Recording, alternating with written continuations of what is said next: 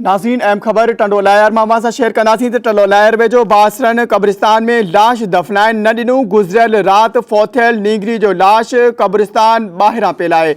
नाज़रीन अफ़सोसनाक ख़बर अवां सां शेयर कंदा हलूं टंडोलायर मां त टंडोलायर वेझो बासरन क़ब्रिस्तान में लाश दफ़नाइण खां इनकार करे छॾियो। दफ़नाइण न ॾिनो वियो। गुज़िरियल राति फोथियल नीगरी जो लाश वारसनि पारां क़ब्रिस्तान ॿाहिरां पियल आहे। नाज़रीन अफ़सोसनाक ख़बर एक भेरो ॿीहर अवां सां शेयर कंदासीं टंडोलायर मां त टंडोलायर वेझो बासरन क़ब्रिस्तान में लाश दफ़नाइण न ॾिनूं। गुज़िरियल राति फोथियल नीगरी जो लाश क़ब्रिस्तान ॿाहिरां पियल आहे। अफ़सोसनाक ख़बर अवां सां शेयर कंदा हलूं टंडोलायर मां त बासरन क़ब्रिस्तान में लाश दफ़नाइण न ॾिनूं, जंहिं सबबि वारसनि गुज़िरियल राति खां फोथियल नीगरी जो लाश रखी क़ब्रिस्तान ॿाहिरां वेठल आहिनि। उन हवाले सां वधीक अपडेट वठंदासीं धरती टीवी टंडोलायर जे रिपोर्टर ग़ुलाम रसूल दर्स सां।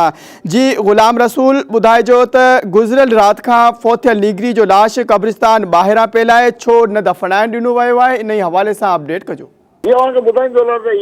टंडोलायर लंघे जवारड़ियो पीर जी दरगाह आहे जिते जेका सदियुनि खां वठी आहे, जिते हिंदू ऐं मुस्लमान जेके गॾु जेको लाश दफ़नाईंदा हुआ, हुन में पार्टीशन थियल हुई जंहिंमें हिंदू दफ़नाईंदा हुआ। कुझु अरसे खां वठी उते कुझु बासर माण्हुनि जिन हिंदुनि खे जेको आहे मने करे छॾी आहे। जेका शहज़ादी हुई भील हुई जंहिंजी जेको लाश खणी जीअं ख़बर कोठे जीअं जेको लाश खणी उते पहुता त उते जेके इलाइक़े जा कुझु बासर जेके इंतिहा पसंदि माण्हू हुआ उन्हनि जेको लाश दफ़न न ॾिनो वियो ऐं लाश जेको आहे उते जेको रखियो वियो आहे। ऐं केतिरे ई अरसे खां वठी हिन में जेके केतिरनि ई हिंदुनि जूं जेके हिन में क़बरूं आहिनि, पर हाणे जेको आहे कुझु अरसे खां वठी हिन में जेको पाबंदी हणण जी कोशिशि कई वई आहे। इन सिलसिले में जेको सो इन जे सिलसिले जो कड़ी रखंदड़ न्याज़ लिगारी आहे। मुंहिंजी उन सां बि ॻाल्हि मुआर थी आहे त उनजो इहो मौक़ुफ़ आहे त भई जेको असां मुस्लमान आहियूं, क़ुर था पढ़ूं ऐं हिंदू जेके गीता था पढ़नि, इन करे असां हिननि खे हिन क़ब्रिस्तान में जेको लाश दफ़नाइण न ॾींदासीं। हिननि जे लाइ जेको अल्टरनेट कुझु जेको